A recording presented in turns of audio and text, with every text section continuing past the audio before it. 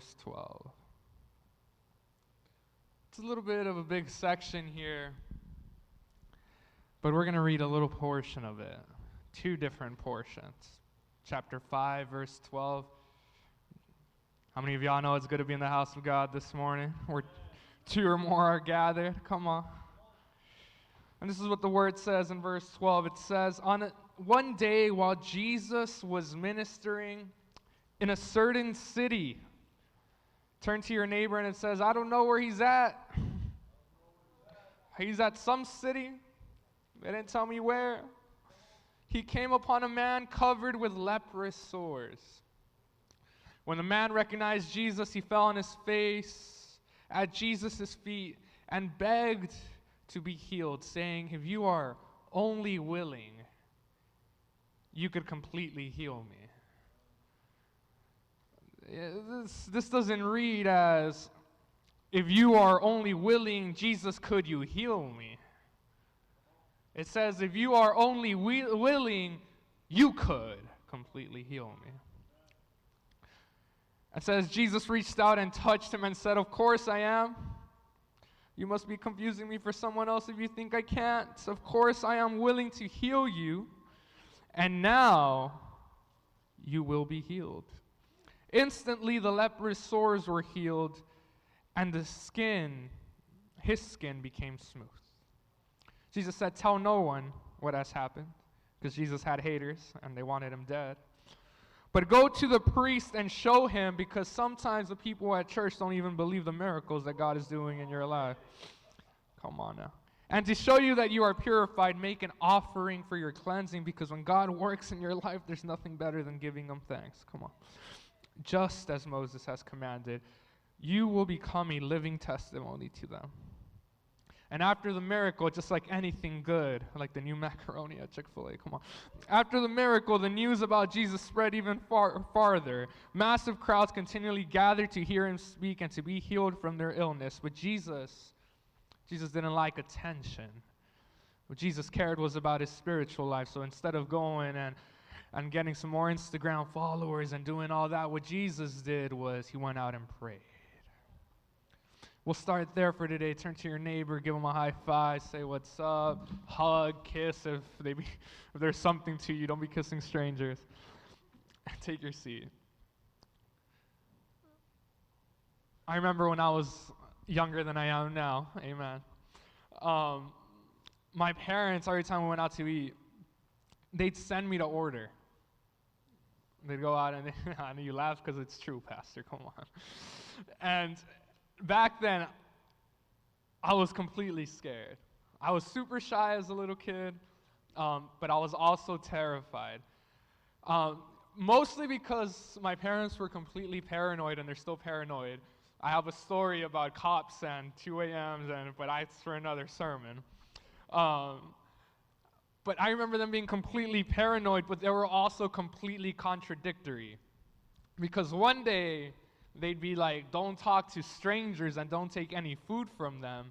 And then there I am standing in the McDonald's line talking to strangers and taking their food. So it really didn't make sense to me. And as I got older, I thought, man, and I don't know if it's because my parents are lazy or if they're tired, probably the first one. I don't understand why they send me to order the food. And one day, I said, Dad, yeah, come on, man, you can do it. I believe in you. Order the Whopper, right? And he's all like, no, it's not that I can. It's that I know that you're shy. And in this life, what's important for you, in order for you to get what you need and get what you want, is for you to be bold. So we need to get you out of your comfort zone, get you out of this shell you're in. You need to start talking to people, because that's how you get things done in this life. And I was like, so I'm sorry for thinking you're lazy. But in the same way, we have to develop a boldness in our spiritual life. We can't be shy. We can't beat around the bush, or we can't expect things to fall in our lives, because the only way for you to achieve big deliveries in your life, and I'm not just talking about blessings, I'm talking about breakthroughs in your life, is for you to be bold. In your workplace, your relationships, and your spiritual life, you must be bold. There's a corrido in Spanish. Before I was saved, I listened to it, and it says, en el amor y en el dinero solo se logran con riesgo. So in love and in money, the only way for you to achieve it is by taking a risk, by being bold, and it's the same way in your spiritual life. If you think about your significant other, if you have one here with you, maybe you have a fantasy crush, whatever it may be, your girlfriend, your wife, your bae, whatever you may call them, the only way for you to go out and get a date with them is for you to be bold, for you to step out of your comfort zone, because trust me, it wasn't just going to appear as a notification on your phone, meet at Chili's at 7 p.m. on Friday. You had to go out and be active in your quest. In the same way in our spiritual life with God, we must be actively seeking Him, not passively.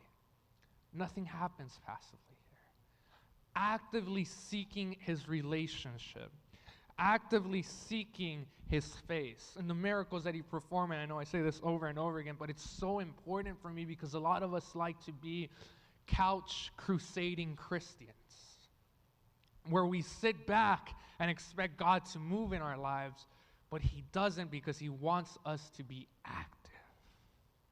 When Jesus performed miracles, He required movement from the person He was going to move in. When He goes to the man at Bethesda, He says, you need to get up and walk. When He goes to the blind man, He goes, put mud on your eyes.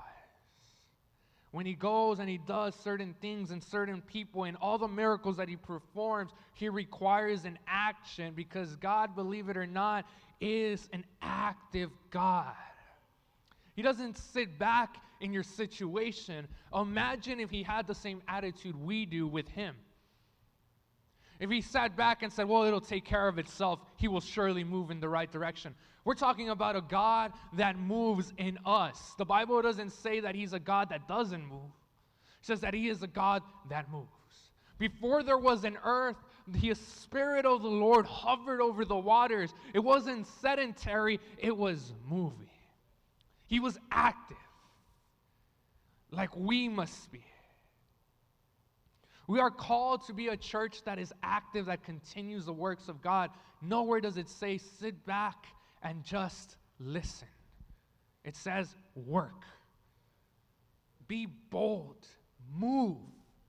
Because if you want something, you have to move to get it. You see, nowadays, we live in the culture of Netflix and DoorDash and Uber Eats, and everything just happens, and we don't even have to leave our couch to order food, to watch a movie. I'm still old enough to remember Redbox, where you would have to go pay $1, but you'd have to go to Stripes, one way or another. So old enough to remember that you couldn't order food to go to your house. There was like just pizza, and if you wanted to eat at home and not get up, you had to eat pizza. But now you have the luxury of everything. We're slowly becoming a sedentary culture when we were never meant to stay seated. We were meant to move, to be active.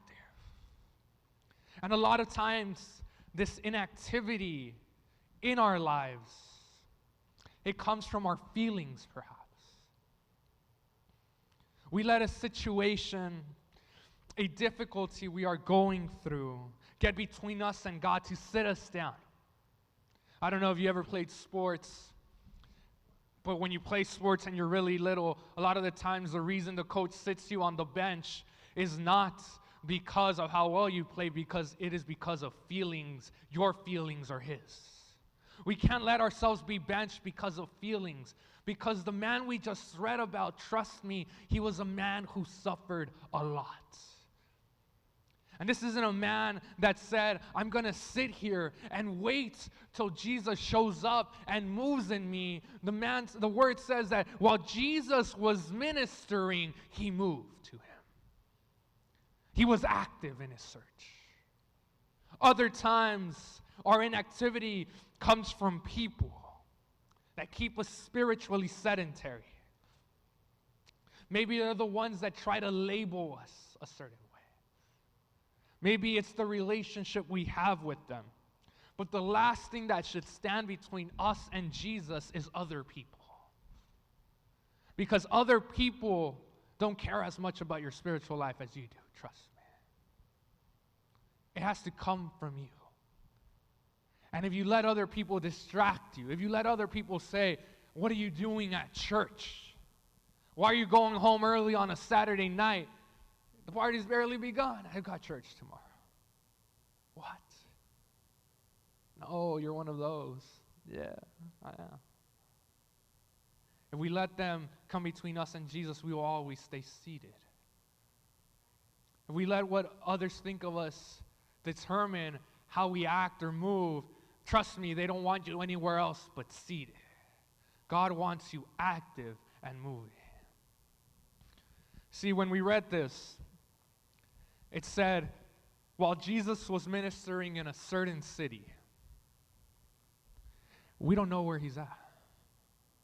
The word doesn't say he's in Jerusalem. The word doesn't say he's in Nazareth.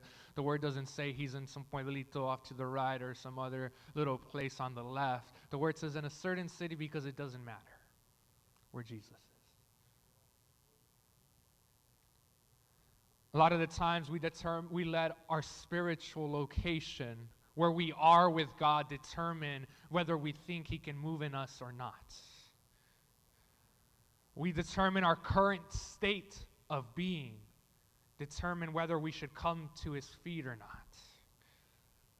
In reality, the way we read this is that in a certain city, because it doesn't matter where you are right now spiritually, what matters is that God doesn't care either because he's seen it all.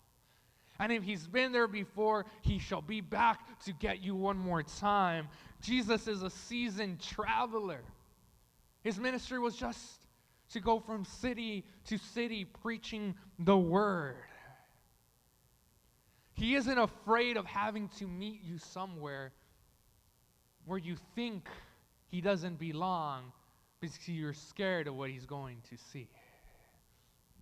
See, Jesus is the same one who leaves the 91 and goes after you, actively after you.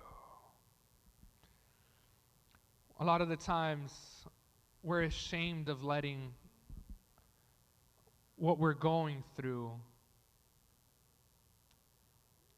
We're ashamed of it so much that we don't want to come to Jesus. I've heard stories being a pastor where people don't want to come to church because of what's going on in their house. And they're ashamed to bring it before the Lord. But trust me, God's seen worse. It's nothing new for him. And like the word says, where you are right now doesn't matter. God still ministers there. Jesus still works there. The Spirit still moves in you there. Where you are, where you think he doesn't show up, where you think you can hide, the word says, even in the deepest parts, I can't hide from you. If I make my bed in the depths, I can't escape from you, because God isn't afraid of going out and getting you no matter where you are. For him, it's just another situation. Doesn't mean he doesn't care about you. It just means he isn't fazed by it, because he is the all-powerful. He went into the depths of hell to snatch the keys out of the devil's hands. Do you think he can't show up to your situation? He's not scared. He's not put back. He's not going to wince at you and say, oh my God, really? He's not going to shame you just because you are ashamed. Usually the shame comes from ourselves. I don't know about you, but typically when people try to come over, I try to make an excuse. I'm usually not very social outside of church. Amen. But most of the time my excuse is the house is dirty. Right? No puede venir, hermana, no he limpiado. And maybe sometimes it's true, and sometimes it's a little white lie because I need some R&R, right? But maybe in your life you felt the same way. You've gone through something and people trying to come over to your house, and it's dirty and you feel ashamed of what's going on inside your house. But before people were going to show up and take a look at it, it was just normal for you. You were living in it. You weren't ashamed of it. You were living in it. But when people start getting involved, you become ashamed. There's people that'll shame you for the mess you have in your life, and then there's people that'll help you clean up the mess you have in your life. There are people that'll enter your home and say, yeah, you know what, I think I forgot something at home. I'll be back, and they never come back because they're ashamed of what you're going through. And then there are people that'll show up and say, hey, where's the broom? Let me help you out here a little bit. Sometimes what we're ashamed of is kept back and unclean because we're so worried that people are going to shame us for the mess we have. But in reality, right here within these four walls, what we're doing and what we're helping you out to do is help you clean up. That's what the church is. You see, the Pharisees that Jesus, the haters that Jesus had, were doing the shaming. Later on in the same chapter, they go up to Jesus and they say, Jesus, why are you hanging out with the sinners? Jesus, why are you hanging out with these lowlifes? Shaming people for things and messes they had. But Jesus says, in reality, what I came to do is not to take a look at the mess. I just came to sweep it up and pick it right up. Because I'm here for the sinners and the sick. I'm not here for those with a clean house. Sometimes the house we're living in, and you know this if you're a full-time adult, I'm still a half-time adult until I move out. When you're a full-time adult, sometimes the full-time messes happen while you're just living your life. You're cooking dinner for yourself and someone else. You have 8 dirty plates, 10 dirty pans, and 18 dirty forks, and you don't even know how this mess happened. You were just cooking dinner.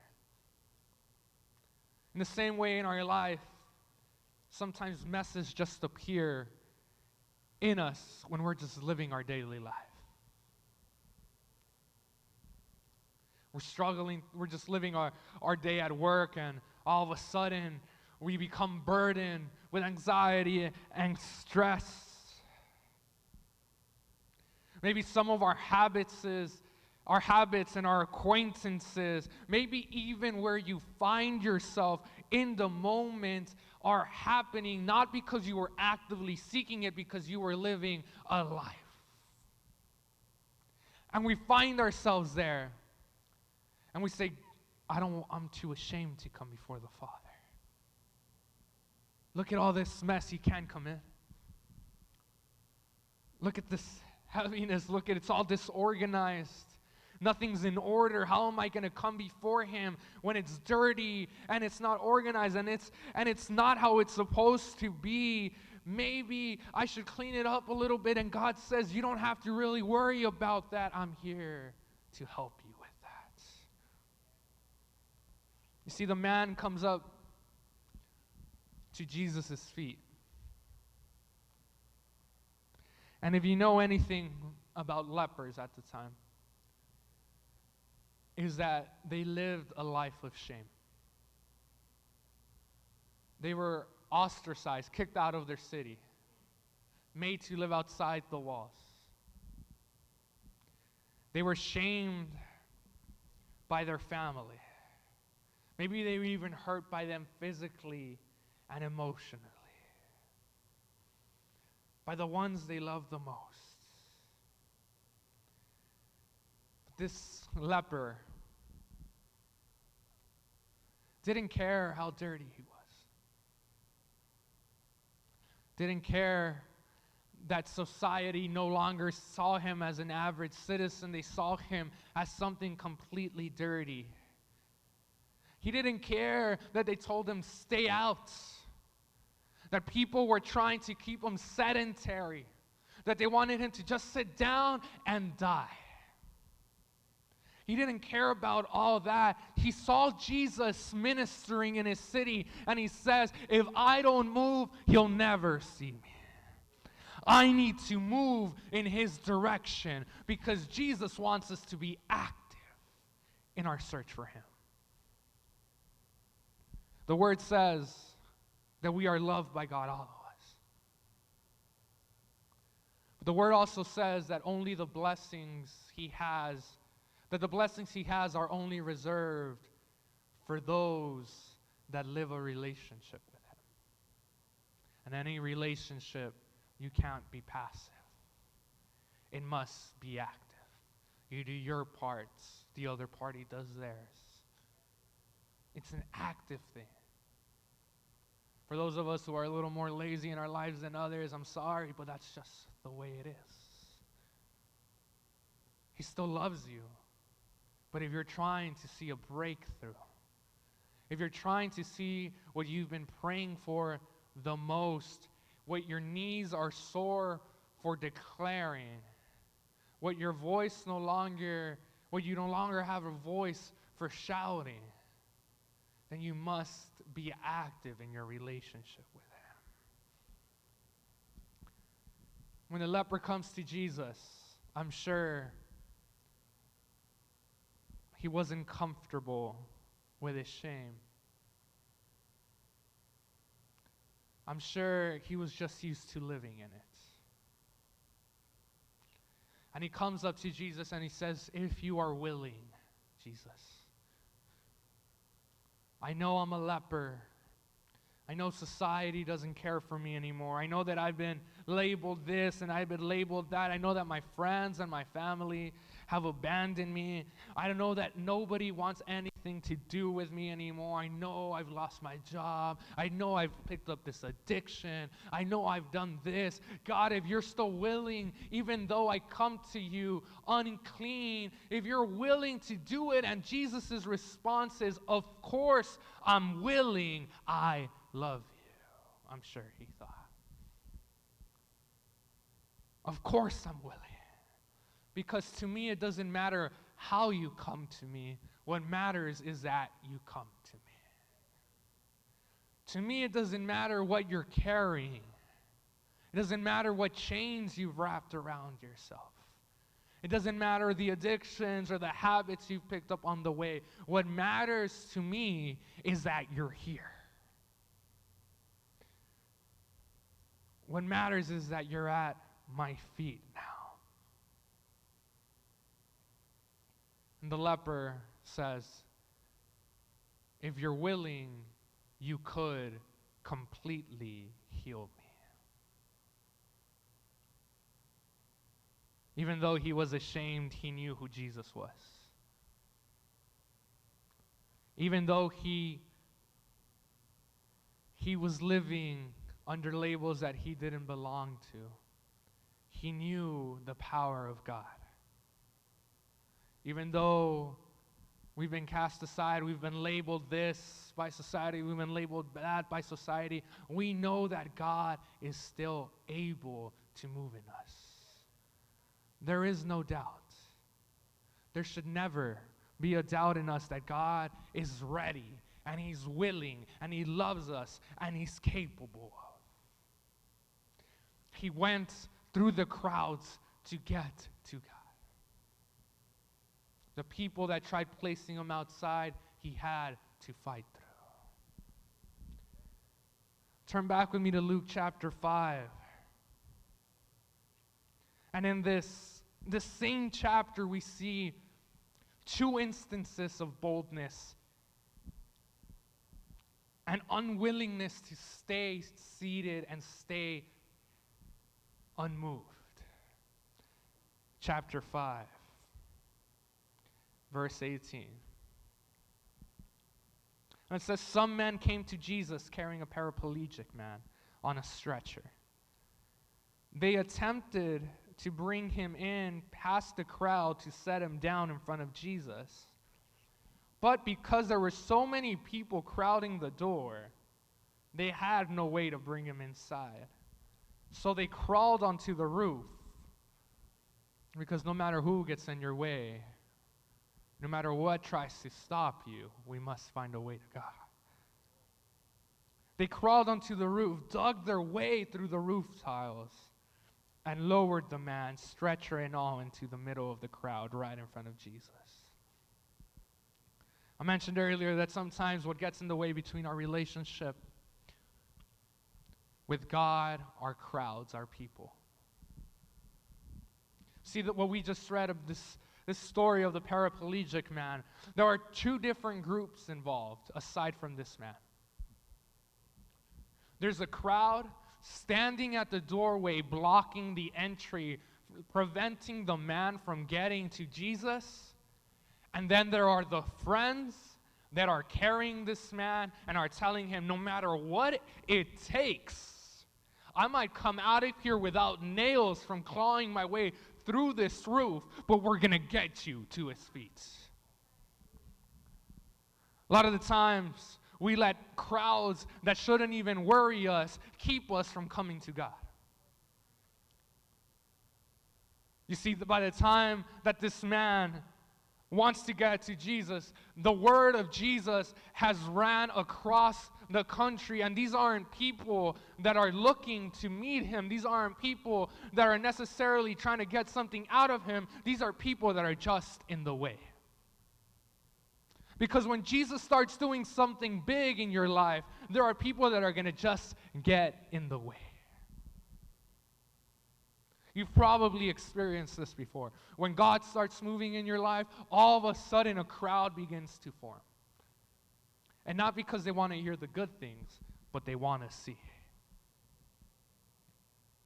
The word says that the Pharisees began running their mouth. And the word ran of what Jesus was doing. These are the haters. I'm sure they weren't talking good about him. The crowd began to form. Because of this crowd, the man couldn't get to Jesus' feet. It's important for us to decide what crowd we side with in our life. Whether we focus too much on the ones at the doorway, or we begin to start focusing on those that have us on a stretcher. Because there will be times, and life is difficult that way, when we are spiritually incapable. Paraplegics, we go through things. It's just human nature. We suffer, we lose, just as we win and we have joy. But we suffer and we lose. And those, when our spirit takes the biggest hits, the crowd that we must be surrounded by are the ones that say, even if you can make the steps by yourself towards Jesus, let me put you on this stretcher. The ones that are there fighting alongside you, the ones that say, even if these other people get in our way, we'll find a way in. Because Jesus is willing, we must be active and bold in how we seek him. Join me by standing to your feet this morning.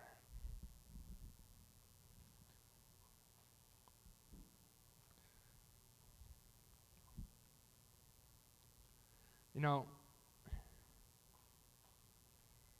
shame is a crazy thing. It keeps you sometimes from the only one that can help. Like anxiety, like depression, it affects you in the way that it keeps you immobile. Because maybe you think that you're not worthy. The word says that we're all sinners. That though we must repent and not look at it as being normal, we must still come to the feet of Jesus. There's a difference between being ashamed and being sorry. See, Jesus is our Father, and sometimes when we do something bad, it's difficult for us to go to our Father and admit what we've done. But it doesn't mean that he's going to stop loving us. It doesn't mean that anything's going to change. It just means that he's going to help us. We must be active in our search for him. Bold. The word calls us to be a church that continues the works of God. But first, we must continue what God is doing in our lives. Right now, maybe you find yourself obstacled by crowds, by people that are telling you there's no way. Maybe you've been labeled like the leper and been cast out. Maybe you've labeled yourself. But we can't let a crowd keep us from the feet of Jesus. We must be bold even in our entry. And right now, as the Spirit moves in this place, I ask you, if you feel it, to come to the altar and seek Him boldly. You see, here you're not surrounded by the crowd that stood at the doorway. You're surrounded by those who carried the stretcher and those that will carry the stretcher for you. Don't be shy in your declaration. We were never meant to be shy. Be bold and be brave. The altar is open.